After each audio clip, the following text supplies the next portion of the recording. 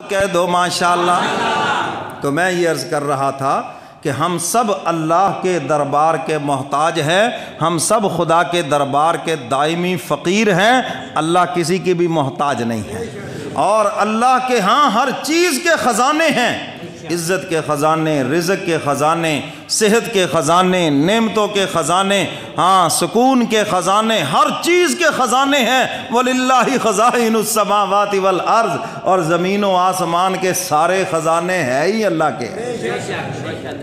تو جب وہ ہمارا ہو جائے گا تو سب ہو جائے گا یا نہیں ہو جائے گا؟ ہے ایک بادشاہ اپنے دربار میں، اس نے کہا لے جاؤ جاؤ، جو جس کے ہاتھ لگے سب لے جاؤ۔ کوئی ہیرے اٹھا کے بھاگ گیا، کوئی جواہر لے گیا، کوئی جناب سونا لے گیا، کوئی چاندی لے گیا، کوئی درم دینار لے گیا، اور ایک جو اس کی کنیز تھی وہ کھڑی، اس نے بادشاہ کے کندھے پہ ہاتھ رکھ لیا۔ اس نے کہا پگلی ساری دنیا اٹھا رہی، تو بھی اٹھا لے، کوئی لوٹ لے میرے دربار سے، شاہی خزانہ لٹایا جا رہا ہے، تو بھی اٹھا لے کچھ، اور تو میرے ہی کندھوں پہ ہاتھ رکھ کے کھڑی ہو گئی۔ اس نے کہا یہ تو پگلے ہیں، بے وقوف ہیں، یہ تو کلو سونا لے جائیں گے، 2 کروڑ 20 کروڑ دینار لے جائیں گے، اور میں نے وہ لیا ہے جو سارے خزانوں کا مالک ہے۔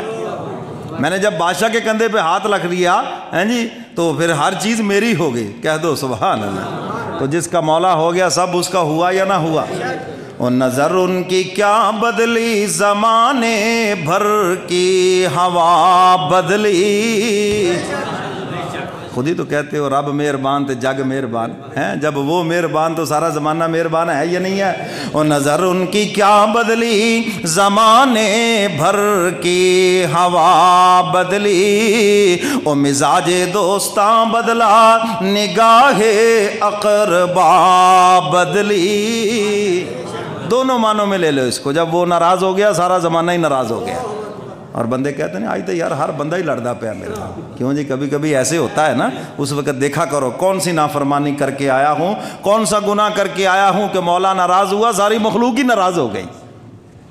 تو میرے محترم سامعین، حدیث مبارکہ میں بھی ہے، میں جب اللہ کو ناراض کرتے ہو نا، ہاں فرمایا کہ پھر اس کی ناراضگی کا اثر ہر چیز میں دیکھو گے۔ اور ایک بزرگ فرماتے ہیں جب مولا ناراض ہوتا ہے اس کی ناراضگی کا اثر بیوی بچوں میں، متحتوں میں، سب میں دیکھتا ہوں، اور جب وہ راضی ہوتا ہے تو اس کی رضا اور اس کی مہربانی بھی پوری مخلوق میں دیکھتا ہوں۔ تو نظر ان کی کیا بدلی، زمانے بھر کی ہوا بدلی۔ تو میرے محترم سامعین، جب مولا اپنا ہو گیا تو سارا کچھ ہی اپنا ہو گیا ہے۔ تو حق تعالیٰ فرماتے ہیں الرحمن فاسأل بہ خبیرا، رحمان بڑا رحم کرنے والا ہے، بڑا دینے والا ہے، ذرا کسی میرے خبر رکھنے والے سے جا کے میرا پتہ پوچھنا، ہاں خشک مولویوں سے نہ پوچھنا، علاموں فلاموں سے نہ پوچھنا، یہ تو خود بھی مایوس ہیں، تجھے بھی مایوس کر دیں گے۔ ہاں فرمایا جاؤ جا کے میرا پتہ اس سے پوچھنا جو میری معرفت کا علم رکھتا ہے، جس کے دل میں میری محبت ہے، وہ تمہیں میرا پتہ بتائے گا کہ وہ کتنا مہربان ہے اور کیسا عطا کرنے والا ہے۔ میرے اور آپ کے مانگنے میں دیر ہو سکتی ہے، خدا کے دینے میں کوئی دیر نہیں ہے۔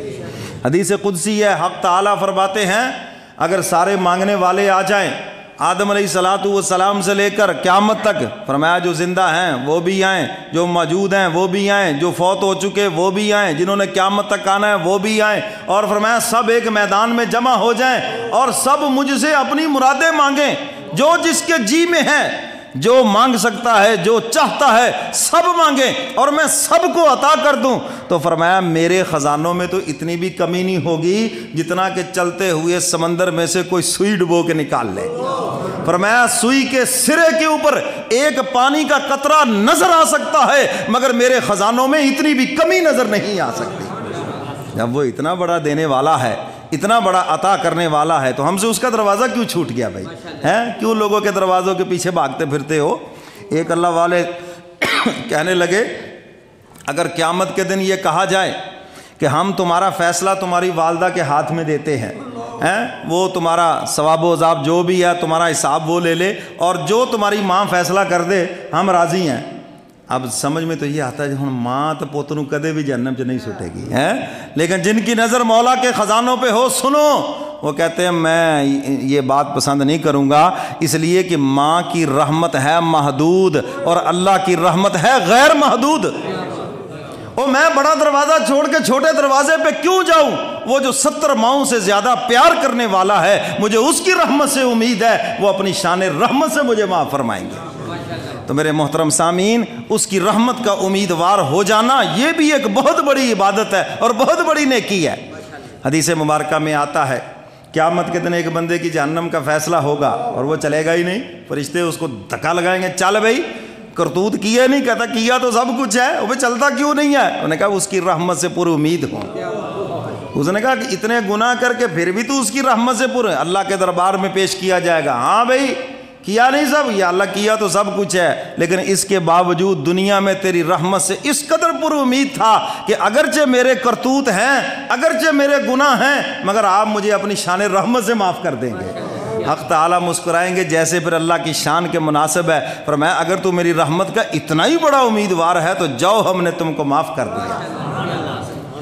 اور اقبال نے بھی کہا نا، بتوں سے تجھے امیدیں اور خدا سے نا امیدی، بتا پھر اور کافری کیا ہے۔ آج لوگوں سے امیدیں لگا کے بیٹھے ہو، غیروں سے امیدیں لگا کے، اور اللہ سے مایوس ہو کے بیٹھے ہو۔ جب کوئی بات ہو جائے جی آج آپ کی کمیٹی نے ساڑھی ایڈی قسمت کتھوں جی، آج آپ کی کمیٹی نکل آئے گی جی ساڑھی ایڈی قسمت کتھوں جی، آپ کا یہ فائدہ ہوا سی ایڈے مقدراں والے کتھوں۔ آپ کے مقدر میں نے بنائے ہیں، کس نے بنائے؟ اللہ نے بنائے ہیں، تو پھر مایوسی کیوں ہے؟ اور حق تعالیٰ فرماتے ہیں، حدیث قدسی ہے، میں اپنے بندے کے گمان کے مطابق ہوں۔ فرمایا ایک کام میں نے کرنا نہیں ہوتا لیکن میرا بندہ یہ گمان کر لیتا ہے کہ میرا اللہ کر دے گا، فرمایا میں بندے کے گمان کی وجہ سے کر دیتا ہوں۔